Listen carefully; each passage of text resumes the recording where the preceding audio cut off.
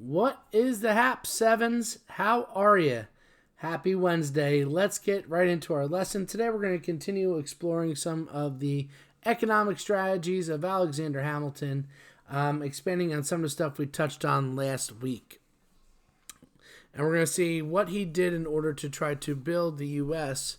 into a functioning and prospering economy. So, there is Hambone himself on our $10 bill. Handsome guy, looking very debutantish and definitely as one of the elites as he would want to look.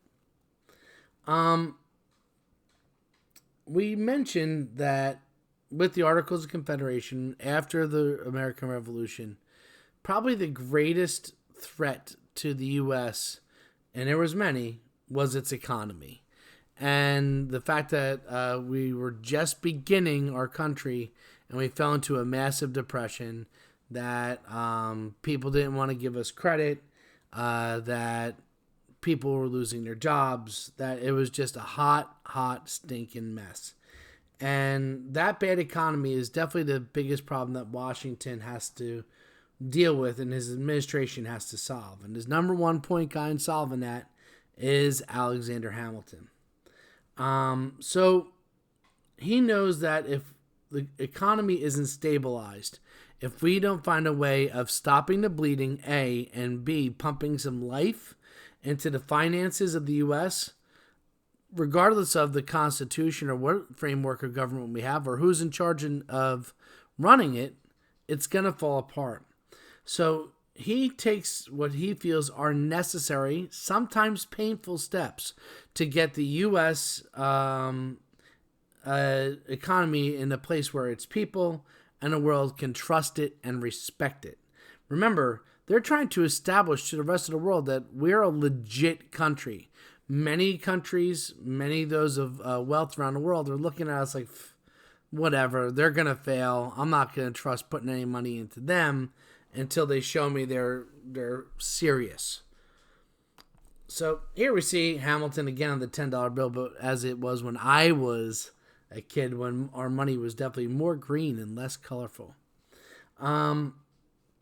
So if we want to be treated as a nation and have the respect of countries around the world financially, Hamilton felt that we had to act as one nation, not as 13 separate countries, not with all this states' rights stuff and have in each state with its own currency competing against one another for the same prize. Instead, we need to act as one. United we stand, divided we fall. And he wants a national economy where the fortunes of each and every state are tied together. We can't have this loose confederation anymore. That didn't work. That's why we dumped the Articles of Confederation. That's why I put in place a constitution to make a union of states. So now let's start making that a reality with our economy. And that is one of the reasons why he pushed for assumption, something that we talked about last week, that we assume all the states' debts. That New York's debt is Virginia's debt, the Virginia's debts are Georgia's debts, that everybody has to have a responsibility for one another. We're no longer separate countries, no longer separate states. We are now one nation. So nations are stuck together. Just like if somebody gets married and unifies together their lives, they assume each other's debts. Well, in a lot of ways, the states now are all married to one another, says Alexander Hamilton. So now you have to start taking care of each other's debts. And that assumption is a big part of it, assuming all those debts. I'm not going to get too much more into the assumption because we really explored that a lot last week. Let's move on and let's talk about something that you, as an adult, are going to have to really worry about, and that is getting good credit. Credit is essentially your trustability. How much have you proven that you're worthy to lend money to? That you can be trusted to pay that money back, to be able to manage having a debt and not go into default. If you have good credit, then you can have things like student loans to pay for college. You can have things like auto loans to pay for a car. If you can have a mortgage to pay for a house. If you don't have good credit, people aren't going to lend you money. Banks aren't going to lend you money for those things. And right now, the U.S. in 1780s, 1790s has really bad credit, really terrible credit.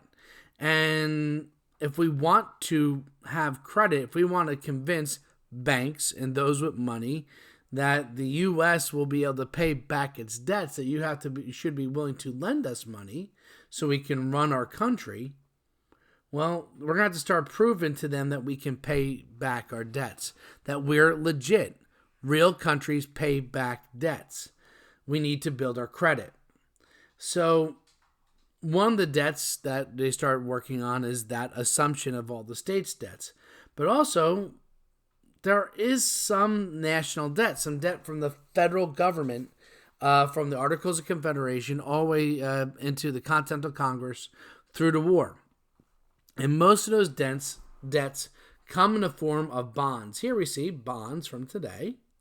You can still buy bonds. You should maybe someday. And bonds were sold to the American people to pay for the war. What is a bond, you might be asking? Well, it's a good thing I have a slide right here to kind of give a quick explanation. Here we see some nice wartime propaganda showing Uncle Sam with the flag, telling the American people, buy war bonds to support our soldiers. You need to invest in our soldiers so we can win. And a bond is essentially a promissory note. It's saying, we, the government, promise to pay you back the money that you're giving us to pay for something really important. Let's say for paying for war. Bonds are often, war bonds are something that the government often puts in place. This is a form of investment. You are giving us the money now so we can pay for the war, so we can survive and have a successful, thriving society after the war. If we lose the war, things will be bad. So pay this money now and help us win the war. Or other things that help us build up this infrastructure. Invest into your country.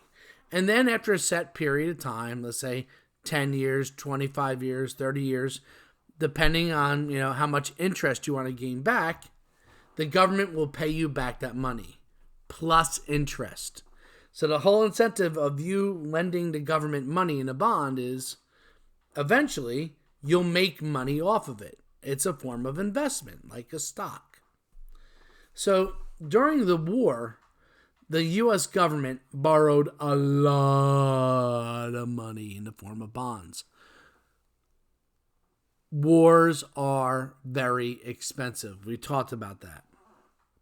So in order to get this, they get people to buy a lot of bonds. Not just the American people, but banks around the world, other countries, citizens from other countries, so on and so forth. Hey, you give us this money now, later on we'll pay you back. But a lot of Americans buy these bonds. They believe in the revolution, want to see their country win the war, and are willing to invest in it. Well, now the war is over. And those bonds now need to be paid back. But because the economy was so bad during the Articles of Confederation, a lot of Americans sold them early to people called speculators. The speculator would come and be like, hey, man, I'll buy that bond off of you. Let's say you bought a bond for $100 and in 10 years you're supposed to get $150 for it, but I'll give you $75 right now for it. And the person would be like, dude, the economy's bad. I don't know if the U.S. is going to survive. Things are going bad. So you know what? I'll lose money on the bond. I'll take the cash now rather than wait for it. So these speculators are people who really own a lot of the bond debt in the United States. And people like Jefferson and the Democratic Republicans are like, well, we shouldn't pay those bonds back. It was not owed now to the original people. And why should we pay these speculators who are kind of shady, who are buying these off of people to make a profit? They're doing risky investments. Forget them. And Hamilton argues very strongly, no.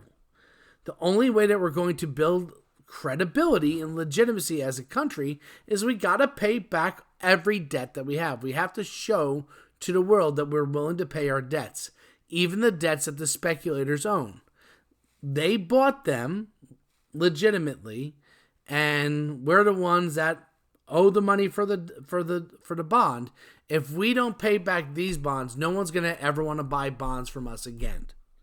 And later on, we might have another war, aka War of 1812, aka Civil War, aka World War I, World War II, where we're going to rely on people to buy bonds to pay for it. So we need to pay these. And if we don't, no one will ever take us seriously. We have to show we're legit. So that's another big cost of money now that Hamilton's racking up. We're going to assume the state's debts. We're going to take on all the national debt and pay back all those bonds. That's a lot of money. But Hamilton's not done spending money. Excuse me. He also believes that in order to get our economy going, we need to invest inside of our country, inside of infrastructure. That's a word I used earlier. Infrastructure is things that we build within our nation to keep our country running, to keep our country successfully functioning, to allow people to move from place to place, to keep our economy going, allow people to commute. There's many different types of infrastructure. You see a lot of the infrastructure that we invest in today, from roads and highways, many different parts for transportation and moving goods, shipping goods like airports or boats and harbors, railways, ways that we carry our energy, including pipelines, wiring, ways that we carry our water and natural resources, education. That's an infrastructure investment. If we invest in education and people, they'll be ready to work for us in the future. Healthcare, hospitals. There are many different types of infrastructure that we build up today. Well, the infrastructure that Hamilton's saying that if we want to have a functioning industrial economy, well, then we're going to need to have cities. If we're going to have people living in cities, then they're going to have to transport the goods that they're making in factories, making in these cities from place to place. If we're going to be doing that, we need roads. We need canals to carry heavy items. We need ports so we can have international trade. We need bridges. The U.S. doesn't really have a lot of these things. We need to unite all the states together so we have one united economy.